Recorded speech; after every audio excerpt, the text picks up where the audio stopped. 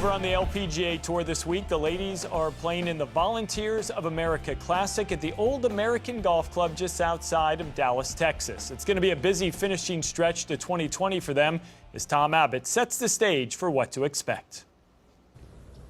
Well, Steve, this is the first time that the LPGA has played an official event in the month of December for 10 years. And this year, of course, we have 3 events in December. Next week, the U.S. Women's Open in Houston, and then the CME Group Tour Championship to end the season in Naples. Playing in December means that we could be in for some chilly temperatures, and that is exactly what has happened here in the Colony, Texas. It is expected tomorrow to be right around freezing as the overnight low, so when the players tee off for that first round, they could be experiencing a wind chill in the high 20s. It has caused a bit of an issue for the staff here at the Tribute as they try and get the golf course into tournament shape in a time of the year when it usually wouldn't be seeing tournament play, but they've done a very good job of that, and officials are obviously watching for frost delays as we don't have a lot of daylight here, trying to cram it in to get it finished by Sunday evening. So we're hoping for no delays and to get through without many issues. As we look ahead to the remainder of the year, the U.S. Women's Open obviously looming for a lot of players next week, and then that CME Group Tour Championship, as I mentioned.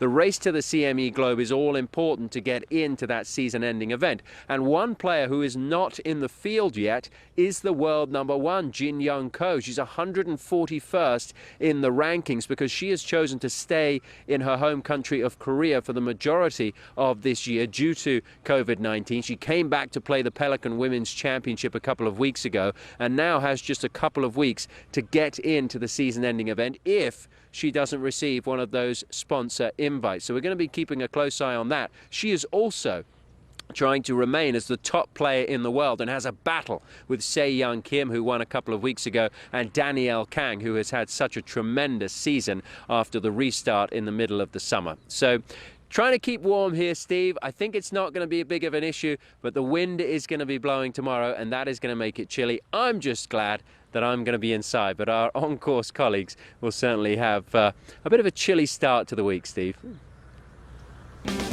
Well, Tom, it sounds like you'll be a little warmer than the rest of those on the golf course. Our first round coverage coming your way Thursday, 5:30 p.m. Eastern, right here on Golf Channel. Including this week, there's only 2 events left until the CME Group Tour Championship. So let's see who's in the race to the CME Globe.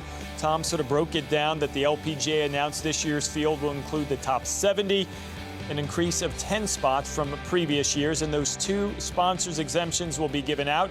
Angel Yin at number 70 in the standings. She's in this week's field in Texas. Brittany Lincecum, currently 67th, had to withdraw from the field this week after testing positive for COVID-19.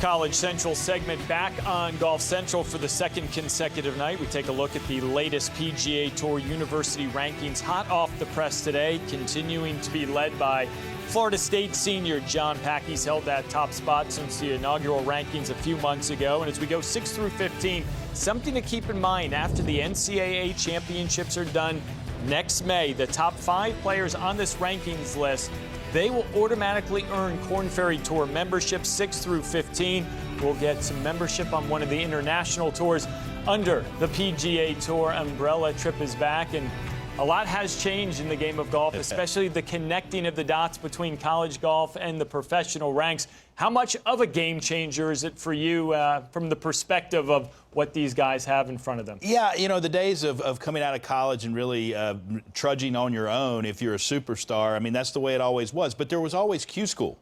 You know, that in my days and in days up until 2013 when the PGA Tour made the Korn Ferry Tour the only avenue to the PGA Tour, which I agreed with at the time, by the way. I think it's a way for players, a higher quality of player getting on. You're not getting hot over the course of 6 rounds and you play your way onto the best tour in the world. You've got to earn it over the course of a year.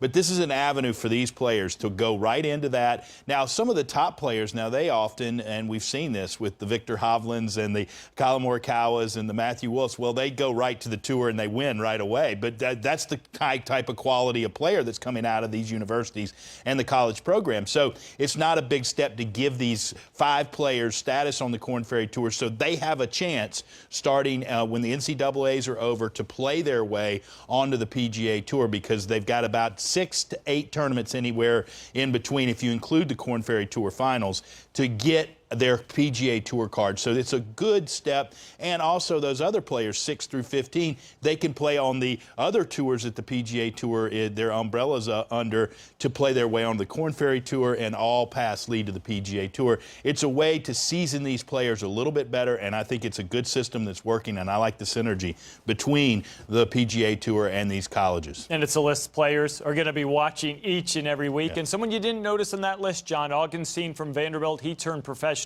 after the Masters, so that moves everybody up a spot. And these rankings, they're influenced by college events all season long, as well as major championships and PGA Tour events as well. That being said, Quade Cummins and Austin Eckert, they're playing on the PGA Tour this week at the Mayakoba and have a chance to improve their position on that list this week. You don't really get opportunities like this, especially with the new PGA Tour University and, a path straight to the web.com or the Korn Ferry Tour, and just to have an event where it's such a high point system, it's playing well here does a lot for the rankings and everything, so it's a huge opportunity. This is a big week for PGA Tour University. They've come out and said that PGA Tour starts, they'll help for sure over amateur tournaments, and I'm just happy that Joe Mazzio gave me the opportunity to play here. And I know there's more at stake for rankings and whatnot, but I feel like this is just a normal tournament for me, and hopefully, when I get up on the first tee tomorrow, it still feels that way. It's kind of hard not to be focused on those rankings. You get a Twitter update every week about where you're standing, so you kind of know, and it's really one of the main goals this year. I mean, being that top 5 is huge, so I'm focused on it. I mean, it's definitely right there on my mind. Well, Austin Eckert and Quade Cummins, they might treat it like a typical tournament, a normal one, if you will. I can assure you they're going to be thinking about those rankings as we circle back to Quade, a 6th-year senior at Oklahoma. What do you think about his chances, not only this week, but moving forward in the months ahead? Well, I mean, playing in PGA Tour events is great exposure for these guys. Is he going to contend? Probably unlikely, but I do like a lot about his game, and we saw him at the Eastlake Cup. And it was talked about 6th year. I mean, he's 24 years old. He'll be 25 before he finishes playing in college. I mean, he's older than Colin Morikawa and Matthew Wolf, just to give you some perspective of this guy coming back. But he did tell his coach, he said, the reason why I came back was rings. He wants rings.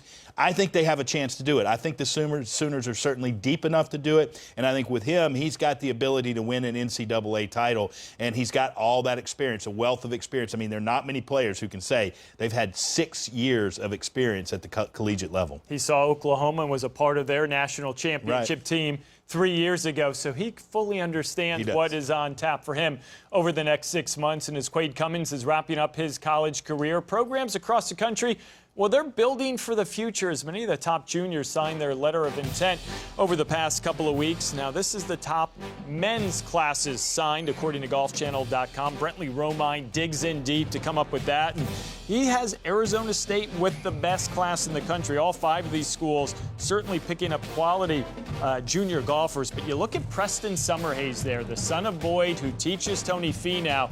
Tripp, he is a talented young man who won the Sonny Hanna Amateur this past summer, one of the best amateur events. He did it as a teenager. Well, he's got a lineage. The Summerhays family they're all very, very solid golfers. And then taking a look at the top women's college golf classes, according to GolfChannel.com, and Brentley Romine. And no surprise to see the very best teams in the country getting deeper, headlined by Stanford, Rose Zhang, the 2020 U.S. Women's Amateur Champion, at South Carolina, Southern Cal, Wake Forest. Those are top 10 teams now, so their coaches not only excited about what the spring might be, but what the spring in 2022 and 23 and 24 will look like. And We'll go back, maybe the late 80s. What was signing day like for you, Trip Eisenhower? It was unheralded. There was not a lot of press around. We just signed it at the golf course before one of my high school golf matches. That was pretty much it, and the coach was there, and it was great. It's a memorable day for sure. But anytime these high-level junior players get to hit these programs, but now we're starting to see kind of the lineage of a South Carolina now. They've got pipelines of players that want to go play at these schools, and that's the type thing that you're seeing, these coaches that are working so hard to get to that level. It's good to see. And it's not just only in the United States. It is a global game. It is. We talk about the University of South Carolina. The women's program, they're starting 5 players, all international. Exactly. They are going well beyond the perimeters of the United States.